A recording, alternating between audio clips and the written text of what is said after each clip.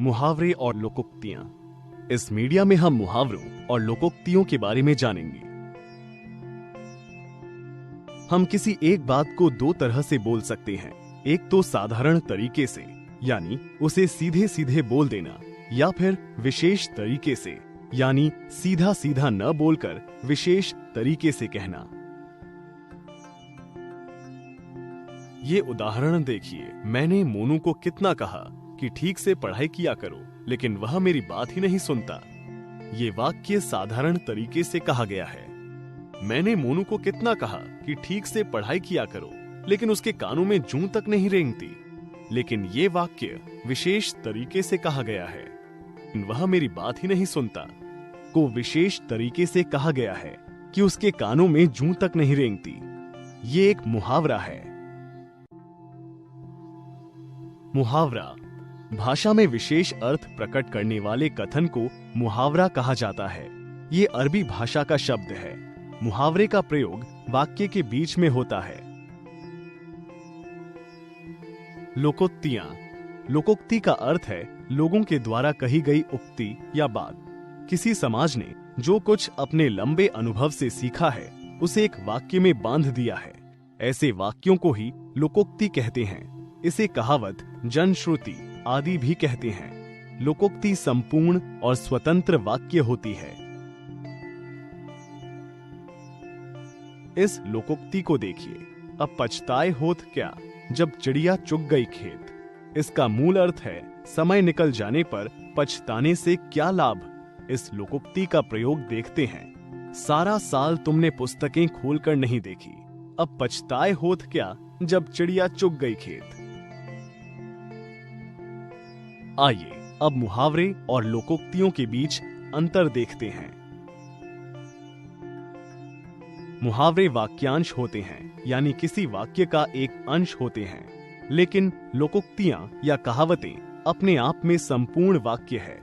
मुहावरों को हम बिना वाक्य के स्वतंत्र रूप से प्रयोग नहीं कर सकते, लेकिन कहावतों को हम स्वतंत्र रूप से प्रयोग कर सकते हैं। मुहावरों का प्रयोग विशेष रूप से भाषा को बल देने के लिए किया जाता है, बल्कि कहावतों का प्रयोग किसी घटना पर बल देने के लिए किया जाता है। मुहावरा भाषा को सुंदर बनाता है। उक्ति में कहीं न कहीं सच्चाई और अनुभव छिपा होता है। आइए दोनों के एक एक उदाहरण देखें। जैसे होश उड़ जाना मुहावरा है। बकरे की मां कब तक खैर मनाएगी, लोकोक्ति है। आइए अब कुछ मुहावरों के अर्थ और उनका वाक्य प्रयोग जानें। जी ललचाना, जिसका अर्थ होता है मुंह में पानी आना। इसका वाक्य बनेगा, आइसक्रीम देखते ही बच्चों का जी ललचाने लगता है। सुध बुध खोना, जिसका अर्थ होता है बेसुध हो जाना। इससे वाक्य बनेगा, तूफान की वजह से फसल नष्ट होने की खबर सुनकर हरिया अपना सुध बुध खो बैठा। नामो निशान मिटा देना, यानी अस्तित्व समाप्त कर देना। इससे वाक्य बनेगा, रामा ने दवाई छिड़क कर मच्छरों का नामो निशान मिटा दिया। दबे पांव आना, इसका अर्थ है छिप कर आना। इससे वाक्य बनेगा, कल रात भारतीय सैनिकों ने दबे पांव जाकर सभी आतंकवादियों को मार गिराया। आग बबूला हो जाना, यानी अत्यधिक गुस्सा होना। इससे वाक्य बनेगा, भूख लगने पर मोनू को दूध न मिलने पर वह आग बबूला हो गया। बाट जोहना, इसका अर्थ होता है इंतजार करना। इससे वाक्य बनेगा, इस भीषण सूखे में किसान तो बस वर्षा की बाट जो रहा है। आंखों में धूल झोंकना, इसका अर्थ होता है भ्रमित करना। इससे वाक्य बनेगा, कैदी रात को सिपाहियों की आंखों में धूल झोंककर जेल से भाग गए। मिट्टी में मिलाना, इसका अर्थ होता है बर्बाद करना। इससे वाक्य बनेगा, मोहित ने चोरी करके अपने पिता की इज्जत मिट्टी में मिला दी। दांतों पसीना आ जाना, इसका अर्थ होता है बहुत मुश्किल काम करना। इससे वाक्य बनेगा, सर्दियों के दिनों में सुबह नहाकर स्कूल जाना दांतों पसीना आने जैसा है। प्राण सूख जाना यानी अत्यधिक डर लगना। इससे वाक्य बनेगा, जंगल में जब शिकारी का सामना बाघ से हुआ तो उसके प्राण सूख गए। घाव पर नमक छिड़कना। इसका अर्थ होता है दुखी व्यक्ति को और अधिक दुख देना। इससे वाक्य बनेगा, मुझे वैसे ही जुकाम है और तुम मेरे सामने आइसक्रीम खाकर मेरे घाव पर नमक छिड़क रहे हो। मुहावरों के बाद अब हम लोकोक्तियों के अर्थ और उनका वाक्य में प्रयोग समझेंगे। ऐरा गैरा नत्थु खैरा यानी कोई भी व्यक्ति। इससे वाक्य बनेगा, आजकल हर ऐरा गैरा नत्थु खैरा ज्ञान देने लगता है। आप भला तो जग भला।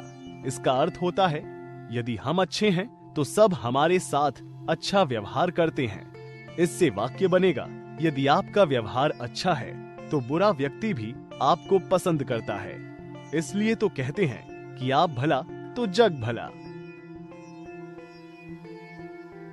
उल्टा चोर कोतवाल को डांटे यानी गलती स्वयं करे और धमकाए दूसरों को। इससे वाक्य बनेगा, नौकर द्वारा रोहित को चोरी करते हुए पकड़े जाने पर रोहित खुद चोर चोर की आवाज करने लगा। ये तो वही बात हुई कि उल्टा चोर कोतवाल को डांटे। काला अक्षर भैंस बराबर यानी अशिक्षित। इससे वाक्य बनेगा, दीनानाथ करोड़पति होकर भी दुकान का हिसाब किताब नहीं रख पाता, उसके लिए तो काला अक्षर भैंस बराबर है। घर का भेदी लंका ढाए। इसका अर्थ होता है, घर का भेद दूसरों को बताने वाला ही सबसे बड़ा शत्रु होता है। इससे वाक्य बनेगा, कश्मीर में आतंकवादियों से ज्यादा अलगाववादियों से खतरा है। कहीं ऐसा न हो कि घर का भेदी लंका ढाए। थोथा चना बाजे घना यानी गुणहीन व्यक्ति अधिक दिखावा करता है। इससे वाक्य बनेगा, घर में खाने को रोटी नहीं और गाड़ी खरीदने की बात कर रहा है। सही कहते हैं कि थोथा चना बाजे घना। बाएं हाथ का खेल। इसका अर्थ होता है बहुत सरल कार्य। इससे वाक्य बनेगा, 5 किलोमीटर दौड़ना तो मेरे लिए बाएं हाथ का खेल है। अब हम मुहावरों और लोकोक्तियों से संबंधित बातों को एक बार फिर से दोहराएंगे।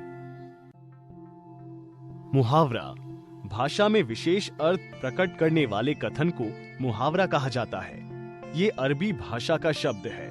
मुहावरे का प्रयोग वाक्य के बीच में होता है। उदाहरण, होश उड़ जाना। लोकोक्तियां। लोकोक्ति का अर्थ है लोगों के द्वारा कही गई उक्ति या बात। किसी समाज ने जो कुछ अपने लंबे अनुभव से सीखा है उसे एक वाक्य में बांध दिया है।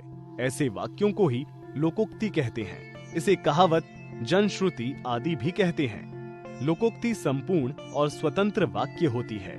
उदाहरण, बकरे की मां कब तक खैर मनाएगी।